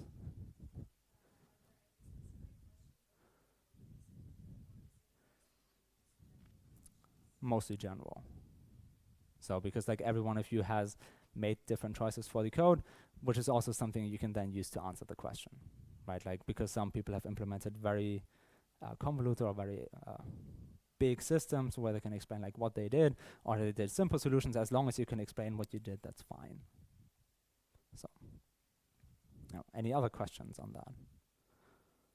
Obviously, I can't ask you the exam questions or tell you them, but they're usually very straightforward. The way we usually also do it is like, if your group comes in, you get to only answer questions about like one specific exercise. So you will randomly be assigned like exercise 1, 2, or 3. You don't have to answer questions about your free project, because we also don't have that at that point. So usually very easy. Then you get a 0.3 grade bonus, which is good enough to improve your grade, but it's not enough to pass the exam. So you still need to actually like attend the written exam. The date of that should be on Moodle and should also be in TOEIC exam. So you should have already registered for that. The written exam will be like 90 minutes. There are like sample exams on Moodle you can work through, and I would highly recommend you work through those, and also try and like work through the computations by hand once, because a lot of these things are like, oh, I see what I should do. Oh, I just then need to put this into my calculator, so I don't need to do this when practicing for the exam. But that usually leads to people not being able to answer the questions in time, because first they need to figure out, how do I actually put this into my calculator? So work through that, and then usually the exam is fairly reasonable. So any questions on the exam? Or general questions? Yes.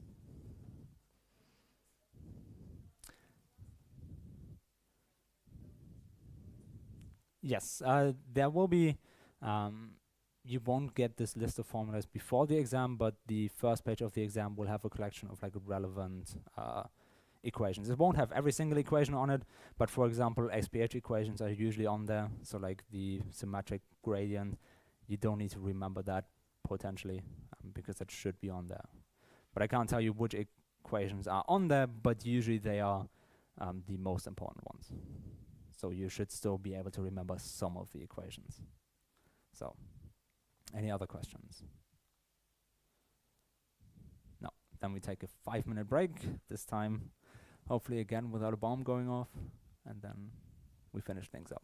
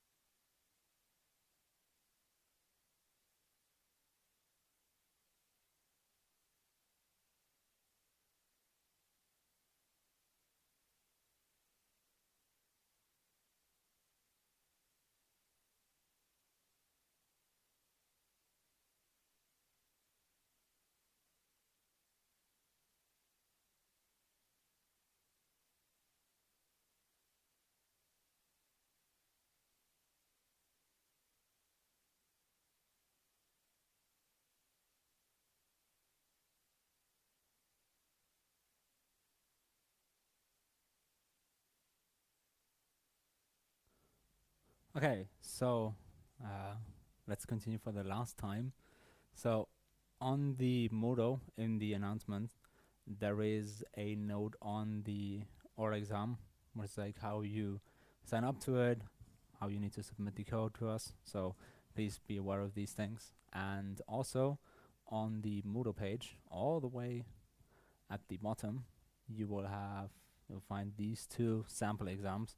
So one is an exam from last year, and one is an exam from a few years ago, where you can work through these. And in these, you also, so this is the first slide, which most of you probably have seen for some like TOEM exams again before, and this will usually be something that is included in this form on the actual exam. So we usually don't take things away from this. So this is what the set of equations for the exam looks like. So you don't need to remember all of these because they will usually be on there. So, and then you have exam questions, and just for your note, basically the idea with these sample solutions is if there's a tick mark, that means if you write this or something comparable to it, you get a point for it. And then you also have correction notes. If you use the wrong formula, you get no points, or other notes. Something to be aware of with this exam is that if you make some mistakes early on in the task, then we can't give you points for the rest of the exercise. That is an executive decision that was made at this group quite some years ago. So we don't award points for follow-up mistakes, which is why all of these problems, if there's a star next to it, means they're independent of the previous one. So even if you screw this one up, you can still get full points here. So they're like very clearly separated, and basically like, oh, I assume this point and so on.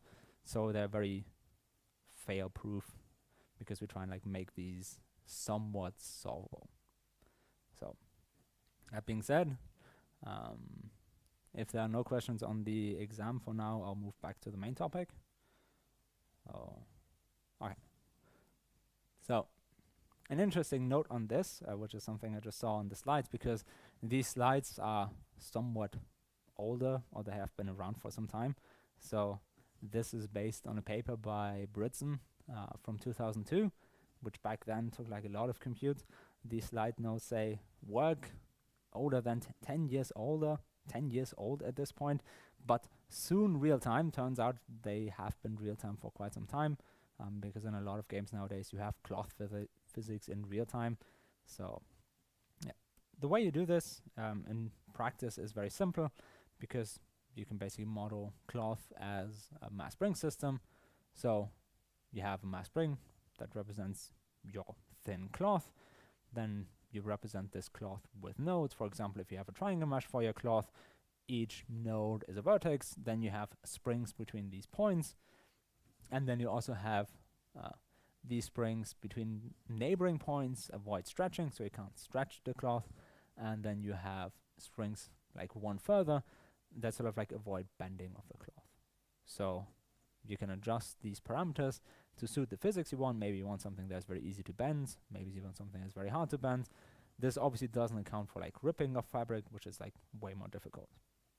But there's the basic idea. If you want to simulate cloth, you simply have like a regular grid of points connected with springs. Then you have a simple mass spring system.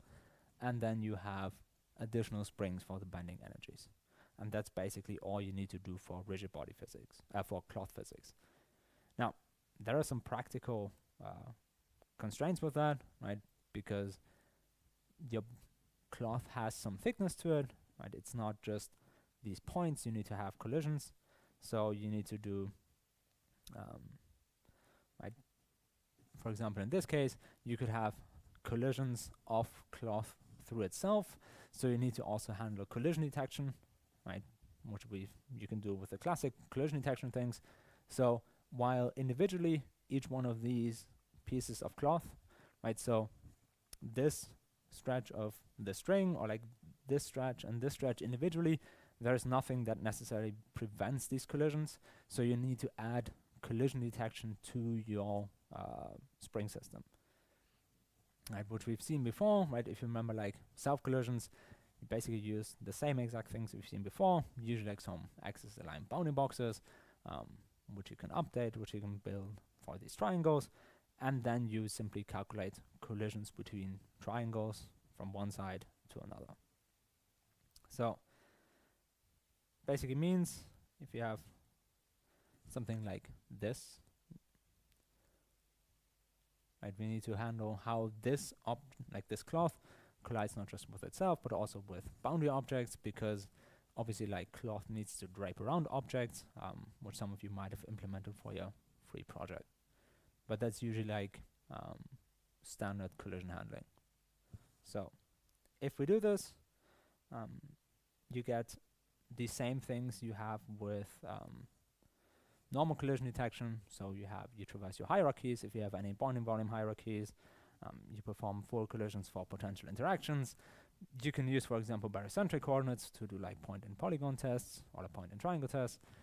All the same things we've seen before, so it's basically the same physics, just with an additional spring to it. Now, one thing you have to consider is like, okay, this can get very difficult, depending on like collisions. Like if you have cloth just slightly penetrating into another part of the cloth, you really need to resolve that. Again, think of like sleeping or like avoiding resolving collisions that don't really matter. So you also should be aware of like if you have a triangle next to another triangle that are just next to each other on the mesh, that they shouldn't collide with each other just because they are next to each other. So aware of these things. Another thing you can do, for example, is if you have two pieces of cloth interacting with each other, so you have this blue one and this green one, you could try and solve this in a very fancy setup where you try and like exactly solve how the objects would move relative to each other. But what you usually do is something called rigidification, complicated word, which basically means that you treat each piece individually as rigid. So if you have different deformable objects interacting with each other, assume them to be rigid and just move them apart as if they were rigid objects, and then assume that because you run it like really small time steps, that this probably averages out to something that people can't see go wrong. Because exactly resolving this becomes very difficult, whereas like this approximate solution is good enough in practice. So something else is like, okay, you can solve all of these forces internally explicitly as you've done in your programming exercises, but you might want to use implicit solvers for this, because usually with cloth you have a lot of springs that interact with each other where stability is very important, because otherwise you get cloth that suddenly starts flying away or exploding. So similarly, instead of using a simple explicit Euler integrator, something that Professor Touré is very fond of is called Hoynes method, which is simply a higher order integration scheme, because again, in this case, you want stability, right? So you need to still solve all of the practical things like collisions, right? What if you stack cloth on top of each other? Oh yeah, just put it to sleep and don't worry about it. And there are a lot of things. Some other thing you have to consider is like, what if you actually want to render cloth? Because if you just have a cloth like this, that doesn't look very interesting, right? Because it's very jagged because of the low resolution. So you use some subdivision scheme, as some of you might have seen in like computer graphics, where you take this rough surface and smooth it out. But now you can have, because of the smoothing scheme used here, you can have collisions that are visually there even though the underlying physics don't do that. Which is obviously something that like you shouldn't use smoothing to this extent, but it can happen. And be aware of like these sorts of like problems. Because sometimes, even though you can see a collision in this case, there is no actual collision of your geometry, which usually means that if you care about this level of detail, you should run your simulation at a higher resolution, right? So if you want high accurate results, use high accuracy simulations. Right? Basically the same exact thing we've seen over and over.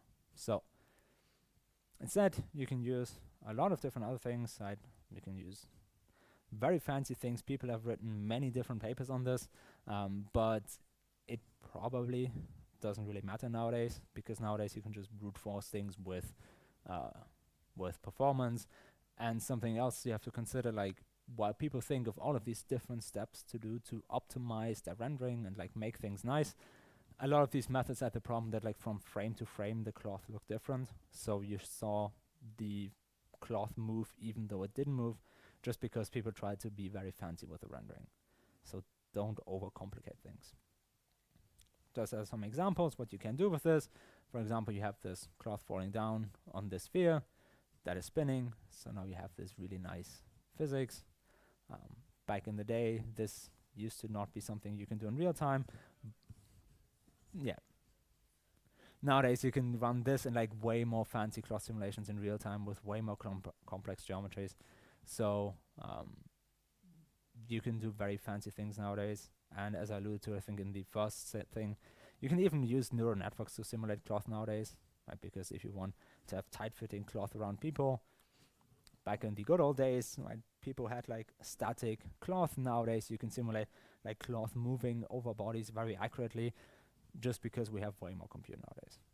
So a lot of these things are now everywhere in game physics, and obviously you can do a lot of different other things, where it's like you spin this and you keep spinning it, and it tangles up on itself, which creates some very interesting effects that are always like very pretty to look at least some might say. Whereas like obviously like in this case it becomes very difficult to simulate, because as you tangle this object up, there's a lot of pressure acting on these springs because of all of this tangling up, so you need like relatively stable simulation schemes. There are obviously like many other things you need to consider, right? What if you have cloth stuck between two colliding rigid bodies? Right, like what if it's just wedged between? What about like really sharp geometry? That is a problem that happens in general, where you have really sharp geometry where the cloth sort of just like falls over the tip of the object because you couldn't resolve your collisions accurately enough. This is also something you see a lot in, for example, SPH, because SPH smooths everything out. Really sharp boundaries are very difficult to simulate. So these are still things that are limiting and sort of like beyond what we can cover here. So to summarize, for rigid body physics and collision and cloth algorithms, it's basically the same, just some slight nuances. The integration schemes, you could use the same, but usually because you want higher order, you want more stability, you use higher order schemes. Resolution, same thing, right? You just add some slight simplifications to it, like rigidification, to make this easier to handle. And you want something slightly more robust, but overall, collision, like rigid body dynamics and cloth dynamics are basically the same exact thing. Just that for one, you need a bit more accuracy in your solution. So, what you should sort of like take away from this, okay, you should somewhat like model like contact and friction in rigid body simulations. I think that's something that was covered like quite some time ago at this point. You should know some like algorithms for how you can resolve collisions, right?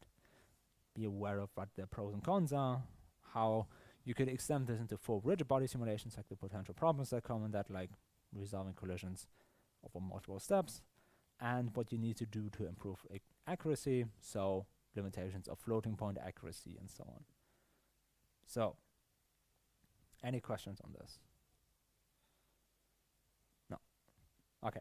So, to wrap things up, some closing remarks, some wrap up on information about the exam, which we've already talked about. So let's just go to the wrap up.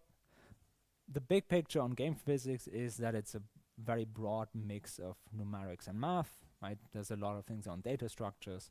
There's computational aspects, how we can represent surfaces, how we can represent objects, like computational considerations, how we can implement mechanics.